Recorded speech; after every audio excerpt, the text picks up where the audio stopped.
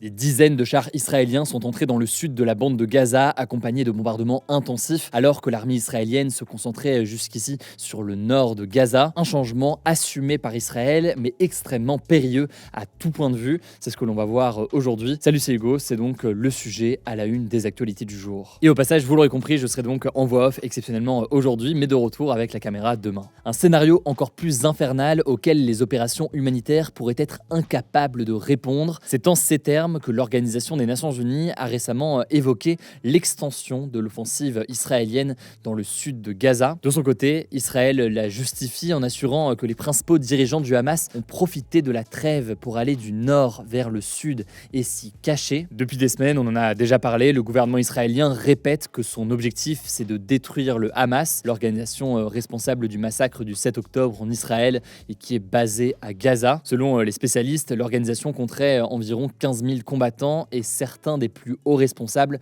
seraient donc dans le sud. Mais le truc, c'est que c'est également dans le sud que se sont réfugiés des centaines de milliers de Palestiniens fuyant les bombardements dans le nord depuis 2 mois. C'est aussi là que sont retenus les derniers otages israéliens et étrangers, selon les autorités israéliennes. Israël mène donc actuellement des bombardements massifs dans le sud, une zone donc qui est très densément peuplée. On compterait environ 2 millions de personnes sur place, puisque l'armée israélienne avait justement demandé ces dernières semaines à tous les habitants du nord de Gaza de fuir vers le sud. Pour vous donner une idée, avec l'évacuation du nord de Gaza début octobre, la population de la ville de Khan Younes, la plus grande ville du sud de la bande de Gaza, a tout simplement triplé. Par ailleurs, les hôpitaux et les écoles sont saturés et quasiment tous les endroits pour se réfugier sont désormais inaccessibles. Or, c'est dans cette ville notamment que les bombardements et les affrontements sont les plus violents. Cette nouvelle offensive présente donc des risques majeurs pour la population civile. En 24 heures ce week-end, entre le samedi et le dimanche après-midi, au moins 316 personnes ont été tuées et 664 autres ont été blessées à Gaza, selon le bureau de coordination de l'aide humanitaire de l'ONU,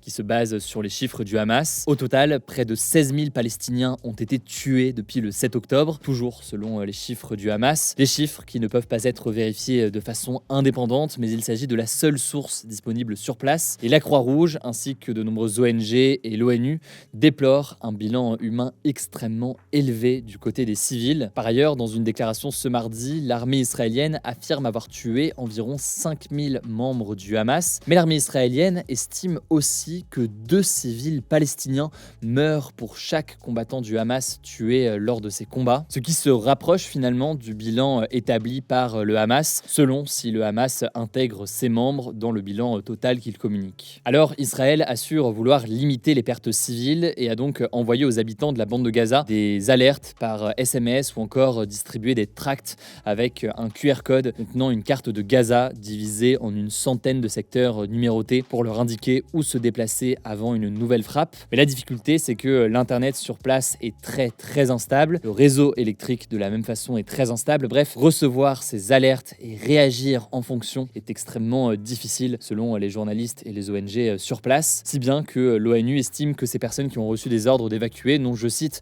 nulle part où aller en toute sécurité.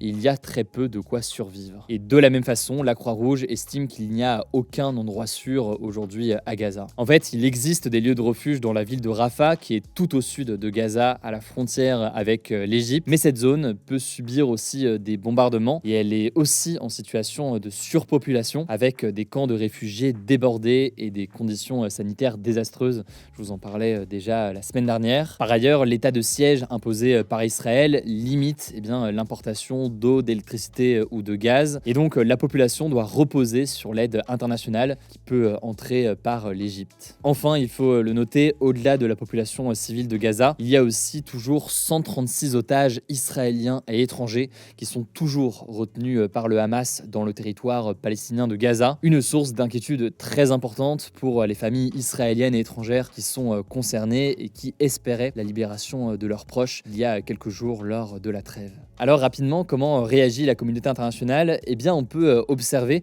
certains changements de ton. Par exemple, la vice-présidente des États-Unis, Kamala Harris, qui soutient depuis le début Israël dans son droit à se défendre, s'est alarmée, je cite, d'images dévastatrices à Gaza et a appelé Israël, je cite, à faire plus pour protéger les civils innocents. Et cette nouvelle offensive d'Israël, elle intervient alors que le secrétaire d'État américain Anthony Blinken était justement sur place à la veille de la fin de la trêve, donc jeudi dernier, pour inciter le Premier ministre israélien à changer de stratégie. Emmanuel Macron, le président français, s'est également exprimé ce week-end en marge de la COP28 à Dubaï. Il a notamment déclaré, je cite, que la bonne réponse contre un groupe terroriste n'est pas de supprimer l'intégralité d'un territoire ou de bombarder l'intégralité des capacités civiles. Il a donc demandé à Israël de préciser ses buts de guerre car il estime que détruire le Hamas complètement pourrait prendre 10 ans. Enfin, de son côté, la Croix-Rouge, via sa présidente qui était à Gaza ce lundi, qui se rendra dans les prochaines semaines en Israël, a dénoncé sur X les souffrances intolérables de la population. Du côté du gouvernement israélien, on répond que l'offensive s'arrêtera uniquement si le Hamas libère tous les otages et que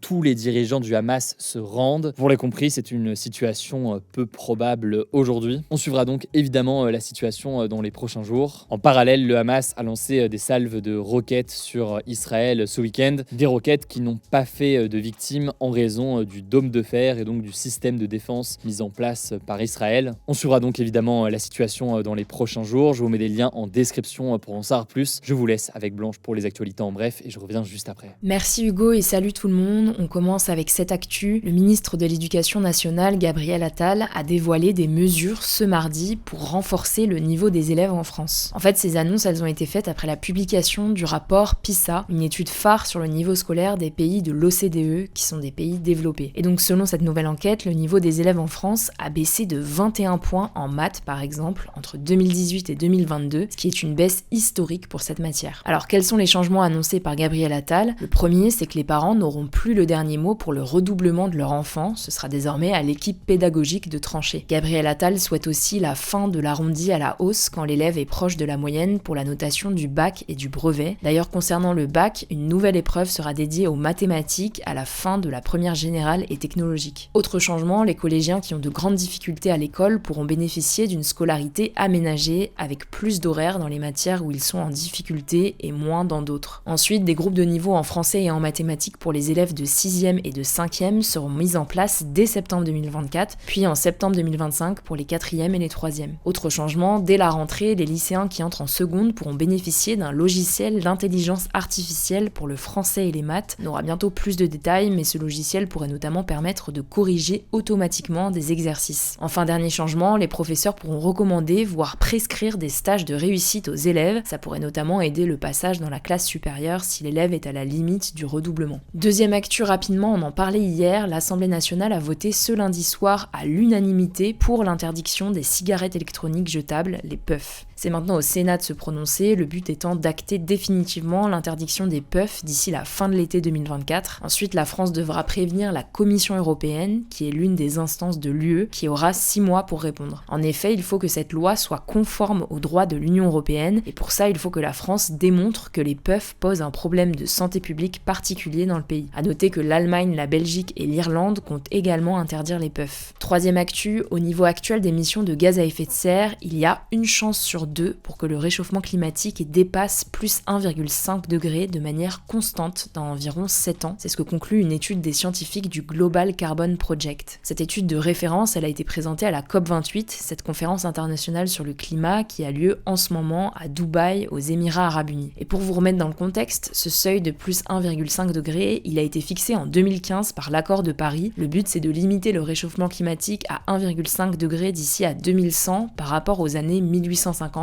On serait donc là très en avance. À noter que l'année dernière, ces mêmes scientifiques estimaient que cette hausse de plus 1,5 degré serait effective dans 9 ans. L'étude pointe notamment du doigt la consommation de charbon, de gaz, de pétrole et de ciment, donc des énergies fossiles. Alors des efforts ont été faits, mais ils ne restent pas suffisants et les mesures sont, je cite, terriblement lentes selon les auteurs de l'étude. Quatrième actu en France, un accident rarissime a eu lieu ce lundi après-midi à Villejuif dans le Val-de-Marne. Un petit avion avec 3 personnes à son bord s'est posé déposé en urgence en plein centre-ville. L'avion aurait visé une rue avant de terminer sa course dans le jardin d'une résidence. Et comme on peut le voir sur des images publiées sur les réseaux sociaux, la queue de l'avion s'est décrochée du reste de l'appareil et les ailes ont été arrachées. Alors les 3 passagers ont été transportés à l'hôpital, leur pronostic vital n'est pas engagé. Selon les premiers éléments de l'enquête, l'origine de ce crash pourrait venir d'une défaillance du moteur de l'avion. En tout cas, une enquête a été ouverte pour blessure involontaire et mise en danger de la vie d'autrui. 5e actu, à Montréal, au Canada, l'accès aux bibliothèques va être interdit aux personnes qui sentent mauvais dès janvier 2024. Plus précisément, cette interdiction vise les personnes qui, je cite, ont une hygiène corporelle qui incommode les autres usagers ou le personnel. Et en cas d'infraction, en plus d'être expulsées du lieu, les personnes risquent de payer une amende entre 235 et 675 €, voire 2800 € en cas de récidive. Il sera également interdit de dormir dans les bibliothèques. Alors cette mesure, elle peut faire sourire comme ça, mais elle a énormément fait réagir le milieu associatif qui a dénoncé, je cite, une mesure extrêmement choquante et alarmante. En effet, au Canada, les bibliothèques publiques sont connues pour être des refuges pour les personnes sans abri. En plus de leur offrir évidemment un toit et une certaine sécurité, elles leur permettent aussi un accès à Internet et surtout du lien social. De son côté, la mairie assume sa décision et a expliqué que le personnel des bibliothèques vivait des situations, je cite, délicates et complexes qui nécessitent d'être mieux encadrées. Enfin, dernière actu, et c'est une grande nouvelle pour les fans de jeux vidéo, la bande-annonce du jeu Grand Theft Auto 6, ou GTA 6 pour les connaisseurs, a été dévoilée ce lundi. Ça n'était pas du tout prévu qu'elle sorte à ce moment-là, en fait la sortie du trailer a été avancée de quelques heures en raison d'une fuite sur Twitter. Alors par contre, le jeu édité par Rockstar Games ne sortira pas avant 2025. Pour les gens qui n'y connaissent rien comme moi, ça peut paraître assez anecdotique, mais c'est une véritable révolution. Déjà, c'est un jeu qui est attendu depuis 10 ans, le dernier GTA étant sorti en 2013, et il va probablement devenir le produit culturel le plus rentable de l'histoire, dépassant donc son prédécesseur. Le jeu propose aussi pour la première fois un personnage féminin principal, plus précisément il s'agit d'un couple, Jason et Lucia. À noter que le jeu va de nouveau se passer dans la ville fictive de Vice City, qui est une sorte de Miami virtuel, et qui était déjà à l'honneur dans GTA Vice City, sorti en 2003. En tout cas, GTA V s'est déjà vendu à plus de 190 millions d'exemplaires. Il y a donc énormément d'attentes sur ce nouveau jeu. Rendez-vous en 2025. Merci beaucoup Blanche pour les actualités en bref. Alors il n'y avait pas de débat hier, pas de débat non plus aujourd'hui. Si vous voulez ce format en audio, il est donc disponible, vous le savez, en version podcast. C'était le 3e podcast le plus écouté sur Spotify cette année et le podcast le plus écouté en France sur toutes les plateformes